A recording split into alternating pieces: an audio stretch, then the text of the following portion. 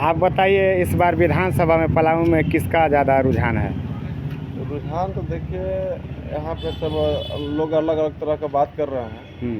जो बीजेपी के माइंडेड है बीजेपी का बात कर रहे हैं, जो कांग्रेस का माइंडेड है कांग्रेस की बात कर रहे हैं। बहुत टफ होगा लोगों को बातों को समझना कि कौन किस में है, क्योंकि लोग ये जान चुके हैं कि कौन किसका आदमी है और कौन क्या पूछना चाह रहा है। तो वो अपना जो उनका जो सोच है वो क्लियर नहीं कर पा रहे हो। ठीक है, जो जिस पार्टी से जुड़ा हुआ है वो गौन करके वो आपके बारे में जानना चाह रहे हैं कि आप किधर सपोर्ट कर रहे हैं, तो वो आपके बारे में बोलेंगे कि हम फलना का सपोर्ट कर रहे हैं। वो अगर अदर आए तो अदर के बारे में बोलेंगे। जो बीजेपी का जो पूर्व विधायक थे आलोक चौरसिया, उनका 10 साल में क्या पलामू में कार्यकाल कैसा रहा? देखिए उनके कार्यकाल पर तो पार्टी की विशेष तो जीत जा रहे हैं और उनकी कार्यकाल देखा जाए तो कुछ संतोषजनक है नहीं।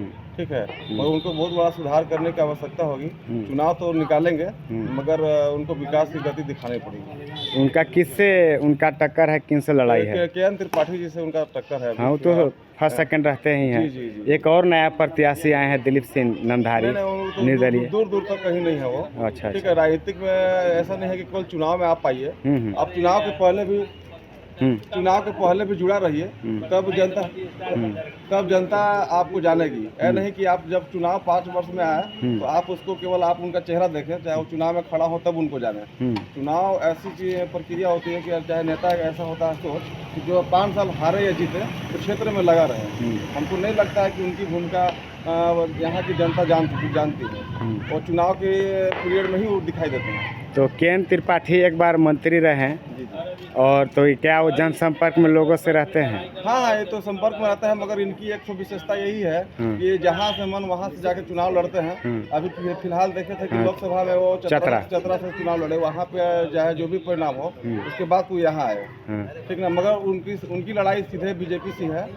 ठीक ना, बहुत कम अंतर से जीत और हार की सामना करना पड़ेगा। हम उनकी मेहनत को तारीफ करते हैं। और एक भाई आलोक चौरसिया जी हैं कि जो 10 साल से हैं, ठीक है बीजेपी माइंडेड है, उनको भी वोट मिलेगा, जीत सकते हैं, मगर वो विकास कहीं क्षेत्र में कभी नज़र नहीं आते हैं। उनसे हमें यही अपेक्षा है कि अगर जीतते भी हैं तो कम से कम क्षेत्र में भ्रमण करें।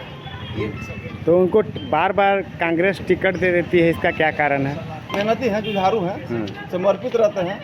ये नहीं है प्रत्याशी तो है मगर समर्पित रहता है पार्टी के प्रति, इनके प्रति किसी दल बदल के मामला नहीं है उनके प्रति। क्योंकि निष्ठा से काम करते हैं पार्टी के लिए, तो पार्टी उन पर विश्वास जताती है।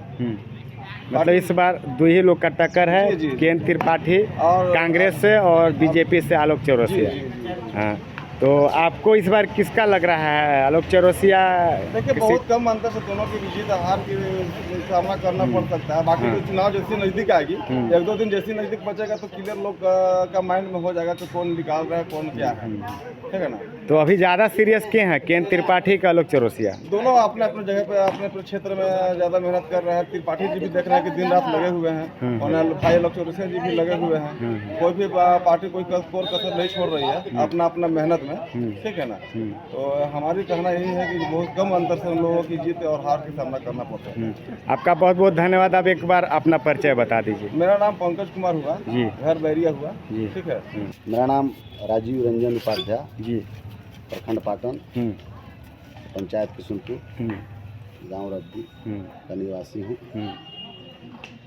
तो इस बार पाटन छतरपुर में किसका विधानसभा में ज़्यादा रुझान है?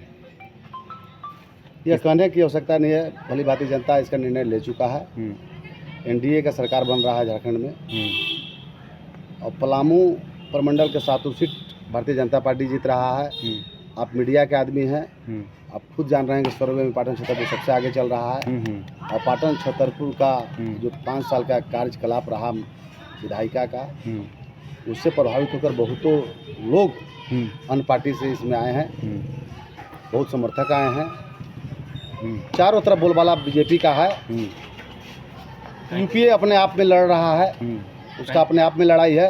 एनडीए का लड़ाई किसी से नहीं है, यही बात मैं कहूँगा। एनडीए ही जीतेगा, उसका दिल्ली जीतेगी भारतीय जनता पार्टी। आप एनडीए के साथ है, बीजेपी के साथ है? हाँ, एकदम बीजेपी के साथ। अच्छा, आपका बहुत बहुत धन्यवाद। आइए मैं और कुछ लोग से बात करते हैं। अपने शहर की लेटेस्ट खबरों के लिए चैनल को सब्सक्राइब करें और बेल आइकन को दबाएं।